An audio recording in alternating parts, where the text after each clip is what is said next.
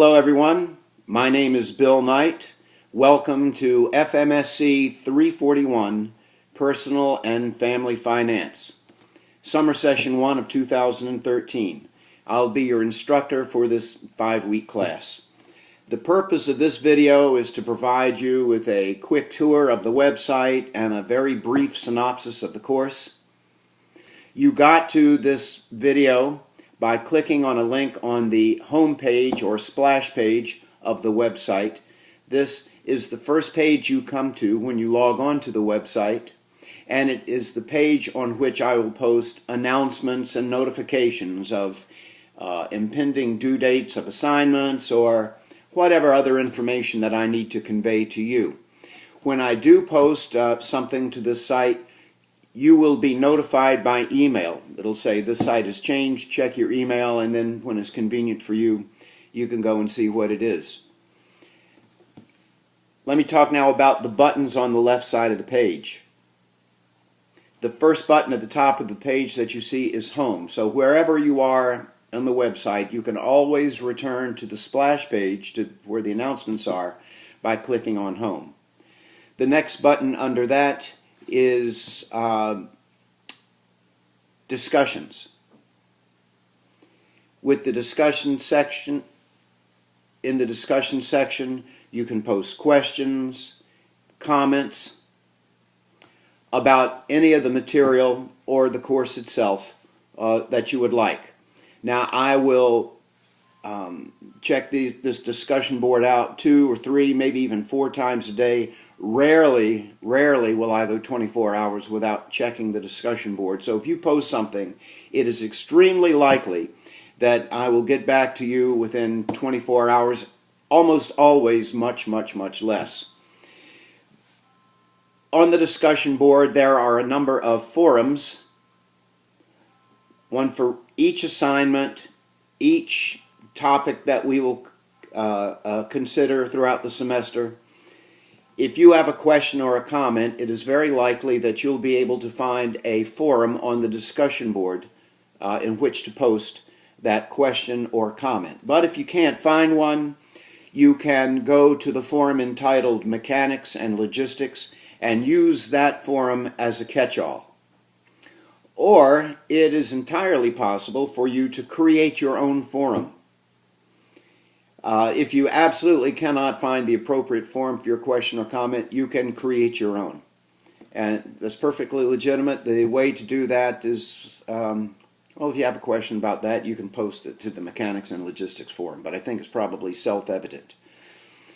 And once again, I will respond to the forum that you created just as I would any other one.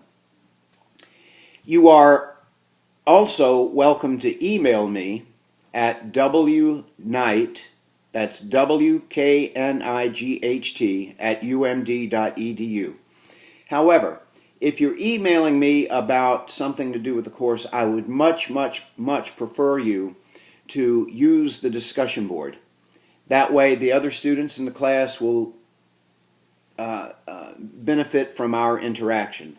Now, if it's personal, if it's about your grade, or for some reason you can't finish an assignment on time, or whatever it is that you don't want the other people in the class to know about, you are perfectly free to email me, and I'll check my emails the same way I do the discussion board.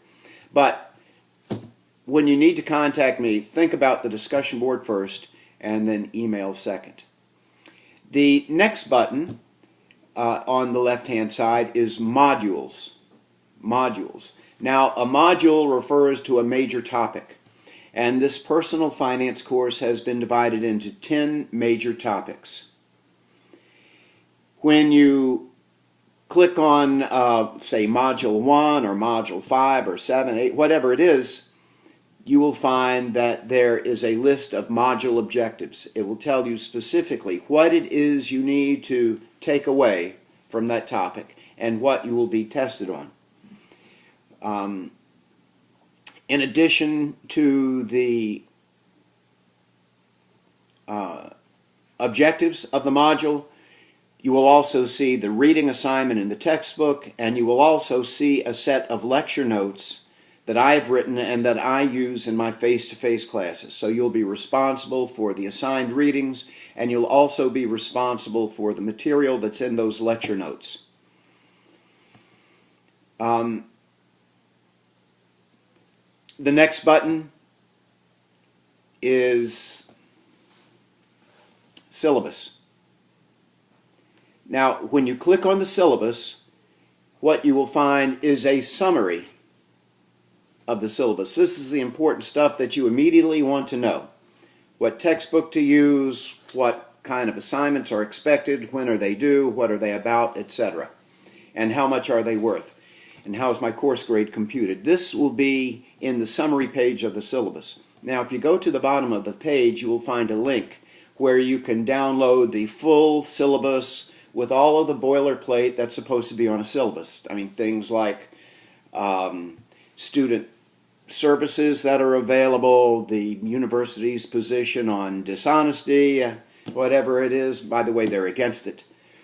You will also find on the syllabus that your final grade will be determined by a weighted average of quizzes, projects, and a final exam. The quizzes will generally be 40 or 50 multiple choice, fill in the blank, mathematical computation tests. And you'll have like a 3-hour time frame to finish them in, so when you start taking a quiz, make sure you've got lots of quiet time where you can complete it.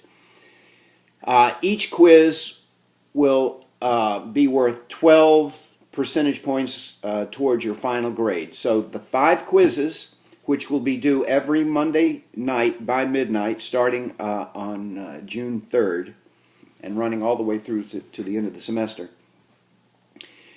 The 5 quizzes will be worth 60% of your entire grade. The average of the quizzes will be worth 60% of your entire grade.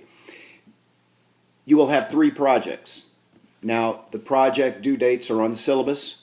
2 of the projects will be Excel spreadsheets. 1 will be a 2.5, 3-page term paper on mutual funds. Each of those projects will be worth 8%. So your 3 projects will be worth, the average of your 3 projects will be worth 24% of your entire grade. That brings us up to 84%, and so your final exam, a comprehensive final, will be worth 16 percentage points. So your final grade will be a weighted average of projects, quizzes, and final exam. Let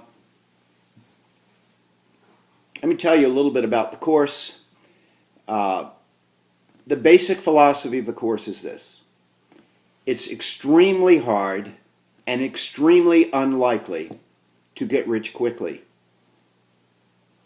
But it's not so hard to get rich slowly.